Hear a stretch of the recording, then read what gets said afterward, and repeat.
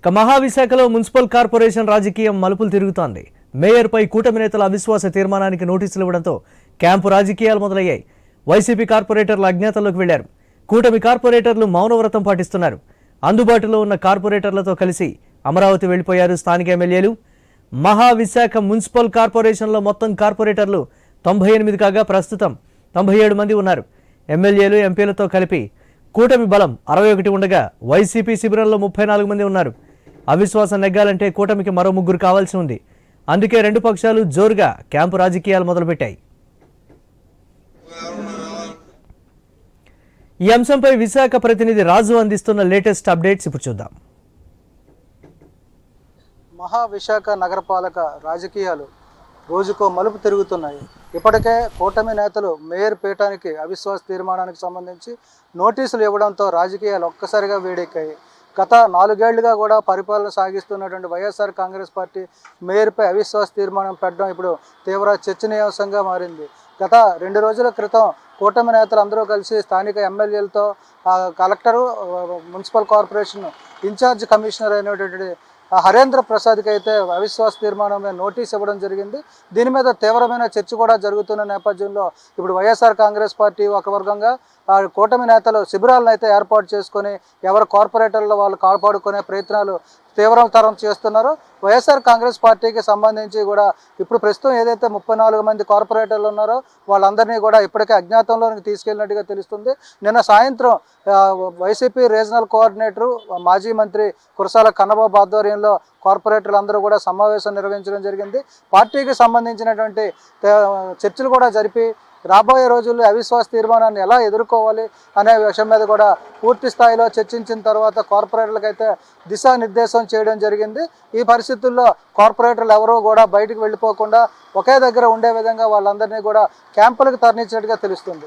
ఇప్పటికే బెంగళూరు, ఊటీ ప్రాంతాలకైతే వెళ్ళినట్టుగా ప్రచారం జరుగుతుంది. ప్రస్తుతానికైతే నగరంలో ఏ ఒక్క కార్పొరేటర్ కూడా అందుబాటులో లేని పరిస్థితులు కనిపిస్తున్నాయి. ఇక కూటమి విషయానికి వస్తే కూటమిలో దాదాపు 64 మంది కార్పొరేటర్లు కావాల్సి ఉండగా ప్రస్తుతం అయితే 61 మందే ఉన్నారు. దీంతో మిగతా వారి కోసం గేలాలు వేసే చర్యలు కూడా కూటమి నేతలు చేస్తున్నారు.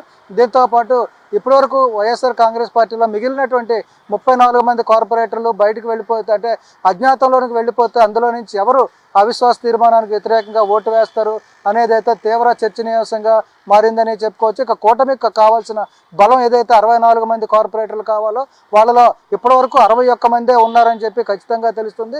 ఇక ఆ 3 కోసం కూడా తీవ్రమైనటువంటి ప్రయత్నాలు జరుగుతున్నట్టు తెలుస్తుంది, ప్రలోభాలు పెడుతున్నట్టుగా కూడా తెలుస్తుంది. ఈ నేపథ్యంలో ఆ ప్రలోభాలకు లొంగకుండా కనీసం అందుబాటులో కూడా లేకుండా కూడా వైఎస్ఆర్ కాంగ్రెస్ పార్టీ అయితే పథక రచన చేసి కార్పొరేటర్లను అయితే అజ్ఞాతంలోకి తీసుకెళ్ళడం ఇప్పుడు అంతా ఆసక్తి కలిగిస్తున్న పరిస్థితిగా మనం చెప్పుకోవచ్చు. ముఖ్యంగా విశాఖపట్నం నగరపాలక సంస్థలో 2021 మార్చిలో జరిగినటువంటి ఎలక్షన్లో వైఎస్ఆర్ కాంగ్రెస్ పార్టీ 58 సీట్లు సాధించి పాలకవర్గం అయితే మేయర్ పీఠాన్ని సాధించుకోవడం జరిగింది. అదే నేపథ్యంలో టీడీపీకి అప్పట్లో 30 సీట్లు రావడం, జనసేనకు 5, బీజేపీకి 1, సిపిఐ, సిపిఎంకి ఒక్కొక్కటి చొప్పున 3 కార్పొరేటర్లు, 3 స్వతంత్రులు కూడా గెలవడం జరిగింది. మొత్తం 98 స్థానాలకైతే జరిగినటువంటి ఎలక్షన్లో ప్రస్తుతం 97 స్థానాల్లో కార్పొరేటర్లు ఉన్నారు. ఒక స్థానంలో కార్పొరేటర్ అయితే ఎమ్మెల్యేగా గెలవడంతో ఆ స్థానం అయితే ఖాళీ అయిందని చెప్పుకోవచ్చు. ఈ 97 మందికి ఇప్పుడు ఉన్నటువంటి కార్పొరేటర్లో ఇప్పుడు మారినటువంటి రాజకీయ పరిణామాల నేపథ్యంలో ప్రస్తుతం కూటమిలో 61 మంది ఉన్నట్టుగా తెలుస్తుంది.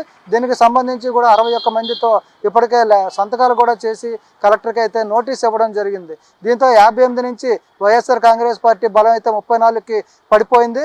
అవిశ్వాసం తీర్మానం పెడితే ఖచ్చితంగా కూటమి నేతలు అయితే అవిశ్వాసం నెగ్గుతారు, అధికార పార్టీ మార్పు కూడా జరుగుతుంది అని చెప్పి జరుగుతున్నటువంటి ప్రచారంలో చాలా కీలకమైనటువంటి అంశమైనటువంటి ఇంకా 3 కార్పొరేటర్లు అయితే కూటమి నేతలకు అవసరమవుతున్న పరిస్థితుల్లో ఎవరు వస్తారు, ఎలా వాళ్ళని తీసుకురాగలుగుతుంది కూటమి ప్రభుత్వం నాయకులు, ఎలా తేగలుగుతారు అనేది అయితే పూర్తి స్థాయిలో ఆసక్తి కలిగిస్తున్న అంశంగా చెప్పుకోవచ్చు. దీని మీద ఒక రకంగా ఉత్కంఠ కూడా నెలకొందని చెప్పి ఒకవైపు కార్పొరేటర్లోనే కాదు, రాజకీయ నాయకుల్లోనే కాదు, స్థానిక విశాఖ ప్రజల్లో కూడా ఒక ఆసక్తి నెలకొందని చెప్పుకోవచ్చు.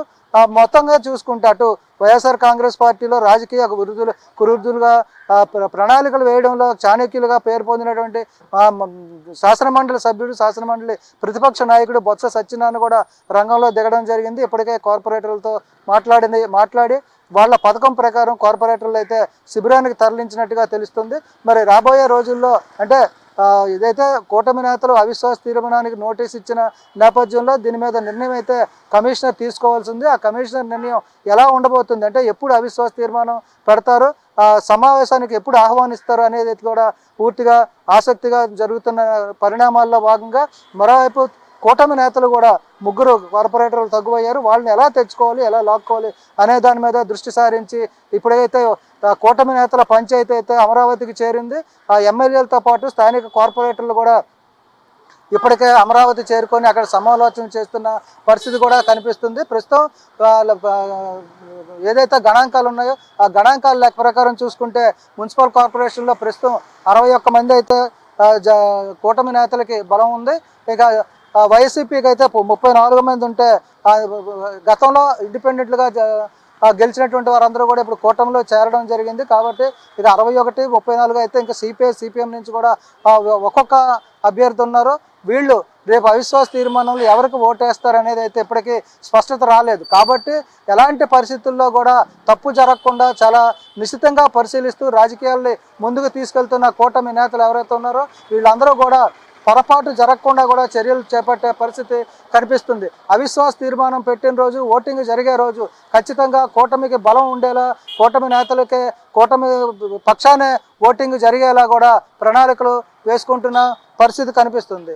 ఈ పరిస్థితుల్లో రాబోయే రోజుల్లో ఏం జరగబోతుంది మున్సిపల్ కార్పొరేషన్లో అనేది అయితే ఒక ఉత్కంఠ కొనసాగుతుంది. ఎందుకంటే రాష్ట్రంలోనే అతిపెద్ద municipal corporation Visakhapatnam municipal corporation, ఎక్కువ ఆదాయం వచ్చే కార్పొరేషన్ కూడా విశాఖపట్నం కార్పొరేషనే కావడంతో ఇప్పుడు అందరి దృష్టి కూడా ఇది కార్పొరేషన్ మీద పడింది.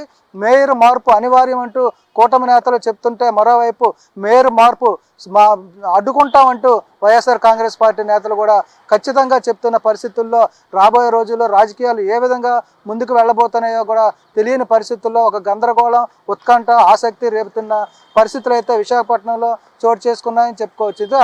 ఇదిలా ఉంటే మరోవైపు మేయర్గా ఎవరిని నిలబెట్టాలి అనే దాని మీద కూడా ఆ కూటమిలో చాలా తీవ్రమైనటువంటి చర్చ జరుగుతుంది. ఇప్పటికే టీడీపీ ఫ్లోర్ లీడర్గా ఉన్నటువంటి పేలా శ్రీనివాస్ మేయర్ పీఠం మీద కూర్చోబెడతామని చెప్పి గత కొంతకాలంగా వస్తున్నటువంటి ప్రచారానికి అనుగుణంగా ఇప్పుడు కూడా పేలా శ్రీనివాస్ ఆధ్వర్యంలోనే కూటమి నేతలందరూ, కూటమి పక్షాన కార్పొరేటర్లందరూ ఏకమైనట్టుగా తెలుస్తుంది. అదే అయితే మేయర్ ఒకవేళ పేలా గోవిందకి ఇస్తే డిప్యూటీ మేయర్ల స్థానాలు జనసేన కోరుకునే అవకాశాలు అయితే లేకపోలేదు. మరి జనసేనలో ఇప్పటికే చాలామంది వైఎస్ఆర్ కాంగ్రెస్ పార్టీ నుంచి వచ్చినటువంటి కార్పొరేటర్లు అందరూ కూడా ఎక్కువ మంది జనసేనలో కూడా ఉన్నారు. వాళ్ళు కూడా పదవులు ఆశించే అవకాశాలు లేకపోలేదు.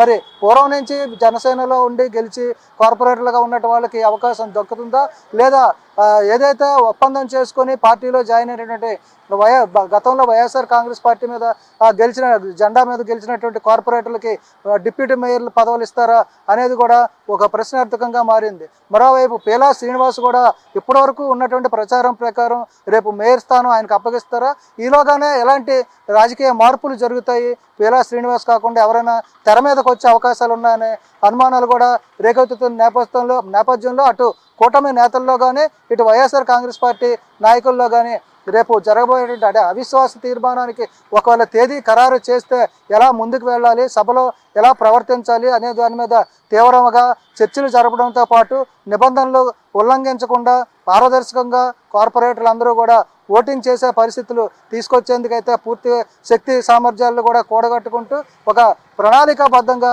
ముందుకు వెళ్ళడం అయితే జరుగుతుంది. ఇలాంటి పరిస్థితుల్లో మరి అవిశ్వాస తీర్మానం ఎప్పుడు పెడతారు అనేది కూడా ఒక ఆసక్తిగా రేగుతున్న నేపథ్యంలో ఇప్పటికే వైఎస్ఆర్ కాంగ్రెస్ పార్టీ నేతలు అయితే అజ్ఞాతంలోకి వెళ్ళడం, మరోవైపు అందుబాటులో ఉన్నటువంటి కూటమి కార్పొరేటర్లు అయితే అమరావతి వెళ్ళి సమాలోచన చేయడంతో రాబోయే 2-3 రోజుల్లో ఇది విశాఖపట్నం కార్పొరేషన్ రాజకీయాల్లో ఒక స్పష్టత వచ్చే అవకాశాలు అయితే ఉన్నాయని చెప్పవచ్చు.